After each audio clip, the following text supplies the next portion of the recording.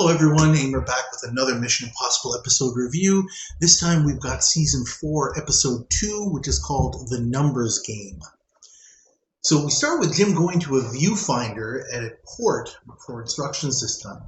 The mission is to stop General Rados Golan, who used to be the ruler of now democratic Luxania, from staging a revolution with his ill-gotten funds. Yet again we get a dossier scene with recycled footage but new inserts. We have the usual team plus Tracy, played by Lee Merriweather, and we'll see a lot more of her this season, as well as Dr. Ziegler, who is apparently Dr. Golan's physician, and the Hartford Repertory for extra manpower. In the apartment scene, we learn from Dr. Ziegler that the general will soon come down with pneumonia, which he conveniently arranged, and that the general's wife Eva and his second-in-command Alex Denesh are both angling to get the general's fortune for their own reasons. We're also told that the general has stored his account number in a computer that only he knows how to operate. Off we head to Golan's estate, where he discusses his legal arrangements with Denesh and is showing signs of being sick. Denesh asks Golan to sign a document giving him control of his money after he's dead, as he says he knows Eva won't use it to take back the country as he wishes, but the general says he's wrong about Eva, and she's made a promise to that effect. The two return up the elevator from the underground bunker back to Golan's room as Dr. Ziegler arrives with Nurse Tracy, who switches Golan's radio with one prepared by the IMF. Ziegler tells Golan that he still has a chance to survive his illness and leaves Tracy to make sure that the general is not disturbed while he heads for what he calls emergencies at the capital. Actually, the doctor joins the IMF and the repertory at a road behind the estate to infiltrate the grounds. Tracy turns on the radio, which indicates that there has been a massing of troops near the border, just as Golan falls asleep, and Tracy calls for Eva to come to the room immediately to see that the general is out like a light. As the IMF cut through the Friends, dressed as soldiers, some of the repertory come to the estate as medics. The soldier group goes through some underground tunnels, and Barney and others get through the stones into the bunker and begin gaslighting it. Meanwhile, the medics tell Alex and Eva that the general needs a tracheotomy to ease his breathing, making them both quite nervous. The first step is, of course, the oxygen tent to cover the general up, and Jim sends a signal up to Tracy, who makes sure the coast is clear. Paris and Jim head up the elevator to the bedroom, taking Golan into the elevator and replacing him with an air-filled dummy. Jim sends Tracy another signal, which leads her to give Eva what she says is a handwritten note from the general, who woke up briefly, which is a number to reach lawyer Willie. Meanwhile, Golan wakes up in a bed in his bunker, and as he heads into the bunker, he finds the soldiers busy at work trying to communicate with the outside world, and scenes on the TV showing tanks rolling in. An emergency broadcast indicates the country is being overrun, martial law is being declared, and it could be World War III. Obnoxious Commander Jim continues to berate Communications Officer Paris, who can't seem to find anyone out there. Jim gets the doctor to attend to a fallen prisoner and orders him to ignore Golan, who is of no military importance. But the doctor defies him and takes Golan into the room, telling him they need to be careful as Jim is obviously very touchy. Golan sees Jim and Paris arguing about the hopelessness of their situation, as Ziegler explains further that he was lucky to avoid the atomic blast that destroyed the capital by returning to the estate and finding Golan, bringing him down to the bunker. Golan realizes that this must mean that Eva and Alex, like everyone else at ground level, are dead. Golan rushes over to the elevator, but Jim tells him that if he goes up, he won't be able to come back down because he'll be radioactive and the fallout is way too high. Jim prevents the doctor from giving the general penicillin as he wants it to be used on his prisoner. Willie meets with Eva, telling her that he has documents with the general's bank account information in Switzerland, which Eva tells him she would like to get as soon as the general is dead, like literally as he takes his last breath, and informs Alex that she has decided, in the general's name of course, to forget about the planned invasion, frustrating Alex to no end. So frustrating, in fact, that Alex goes into the general's room and demands to come in, as he wants to go down to the bunker safe.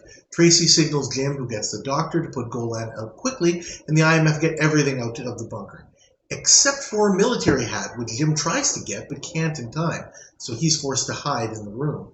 Denesh, though, doesn't really care about that, going right for the safe and documents that he had prepared earlier, on which he forges the general's signature. giving him control of the general's funds, and then heads back and out of the general's bedroom. Paris enters the underground bedroom to try using Golan's radio to communicate with the world, as the doctor reiterates that penicillin would give the general a chance. When the doctor exits, Paris starts looking for anything of value that he can take. And Golan tells him that if he gets him the penicillin, he'll give Paris a combination for the safe.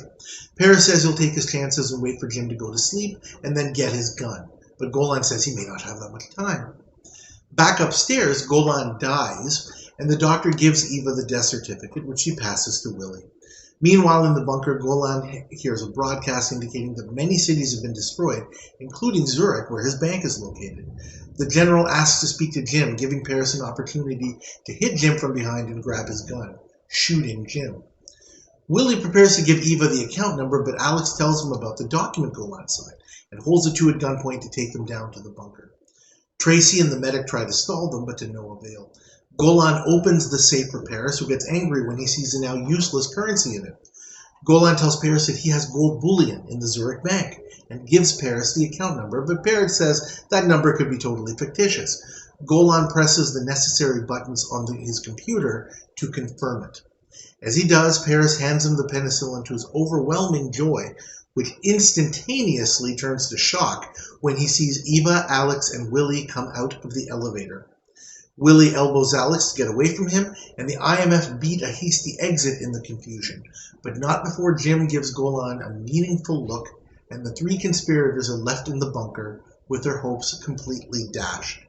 Mission accomplished. I'm going to give this episode a grade of a B-. I actually had a grading and a discussion section recorded, and then something occurred to me, and I said, wait a minute, I pretty much have to do this all over again. I like this episode. I think it's a very fun episode. Let's start with the good. It's a fun episode. It's enjoyable to watch.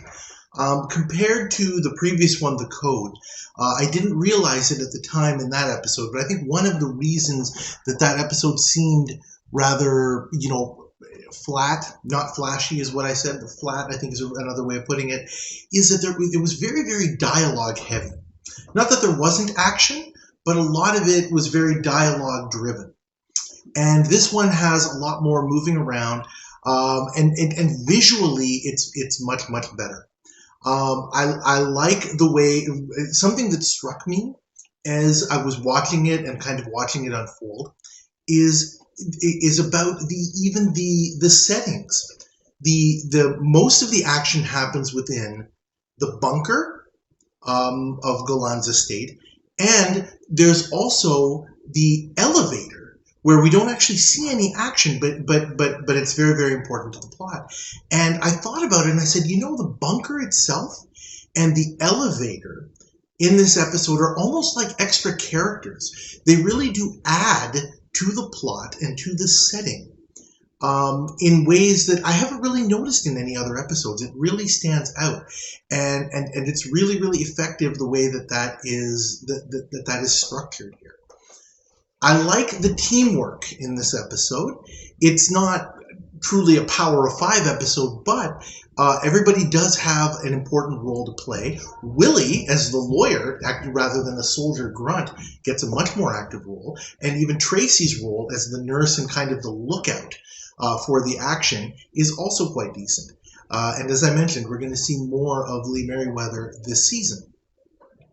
So those things I really did like. And it's a very, very enjoyable episode. You can go back and watch it again, and you can enjoy it. It's not boring. Let's put it that way. Also good. I like the guest stars. I like their performances. Torrin Thatcher as Golan is excellent.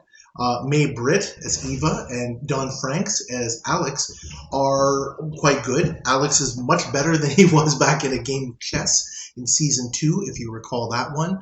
I remember commenting in that episode that Don Franks had this habit of putting his hands behind his back every time in almost every scene. And I look for that here, and I think he does do it a little bit, when he's just kind of walking around or when he's standing in the elevator, but he is a lot more animated in this one, which I liked. I was going to originally call out Golan for being a schmuck. and kind of very easily fooled in this episode. But I thought about it and I said, no, that's not fair.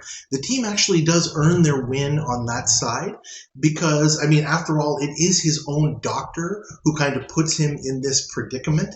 I mean, if you can't trust your own doctor, who can you trust?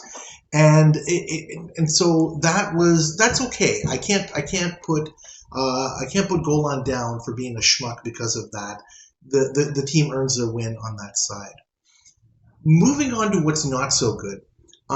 Golan's non-schmuckiness notwithstanding, the lameness that is exuded by both Eva and Alex, which is kind of not really what makes this episode work, but is an important part of this episode, is really, really striking.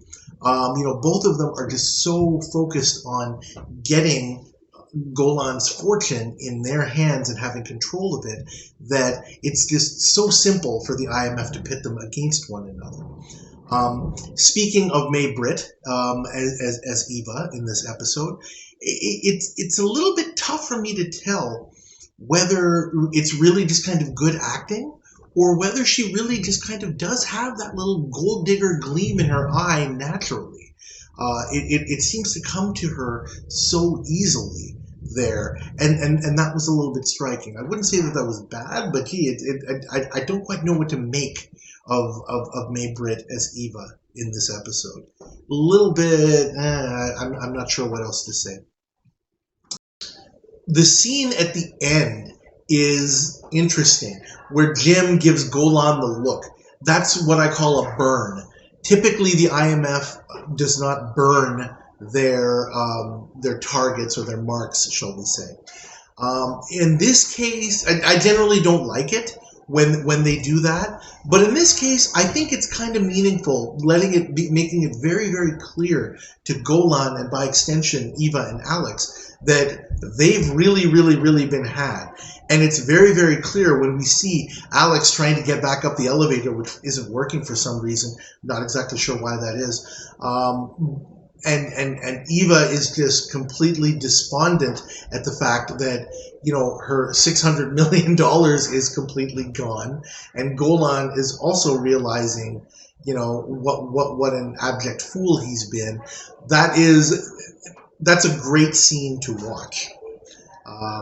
It's a good ending for this episode. And in this particular case, I don't mind Jim burning the targets so much. The one thing that really bothered me, and that's why I had to kind of do this grading review again, was with regards to the ending. Visually, the ending, I think, is really, really good.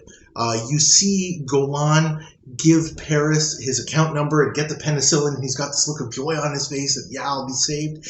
And then instantaneously, he sees the elevator come down and Eva and Alex get out and realize, or get confused at first, but then realize what's happened here. And suddenly his joy just turns into abject shock. And then Jim burns Golan. And blink and you miss it. And I didn't get it actually until this time rewatching and actually after thinking about it. And also thinking about the previous episode, the code. Golan has this computer in his basement which has his account number. According to Jim, at the beginning of the episode during the apartment scene, Golan doesn't trust his own memory, so he put the code in the computer which only he knows how to operate. So says Jim. What does Golan do? He operates the computer simply by entering his name. And I thought about that and I said, wait a minute. Basically, with that ending, that's a complete botch. Here's what I mean. The IMF could have finished this mission in a matter of seconds. If they let Barney have 30 seconds with that computer, do you not think that he could have cracked that?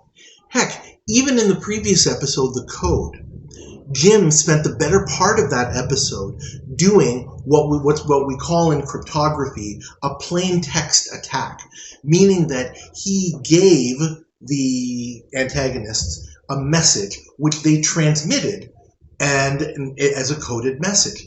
Jim obviously knows what his original message was. He knows what the coded message consists of. Using that, he can find a way, he can find the pattern that they are using to code their message. And doing that, he can also decode their other messages. That is what he ends up doing.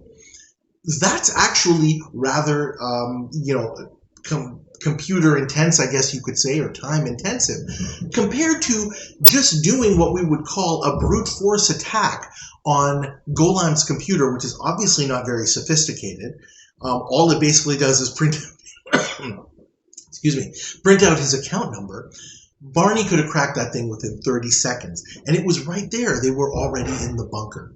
So why go through all of these elaborate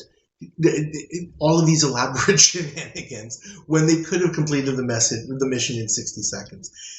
This is the first time that I can recall. There have been other endings in previous episodes that were unsatisfying, and there might have even been some which qualify as this as a complete botch, but this is the first one that I can recall, or I've noticed, where, yeah, you know what, you guys completely dropped the ball on this one. And there will be more. It's more prevalent actually during the revival than it is during the original, but it does happen. Anyway, I think that's enough for this one. Thank you all for watching as usual. I very much appreciate it. Please like this video. Please subscribe to my channel, and please leave your comments. Love to hear what you have to say about this episode. As I said, it's got flaws. I found it entertaining and fun. So let's just leave it at that. Thank you again, and I'll see you next time.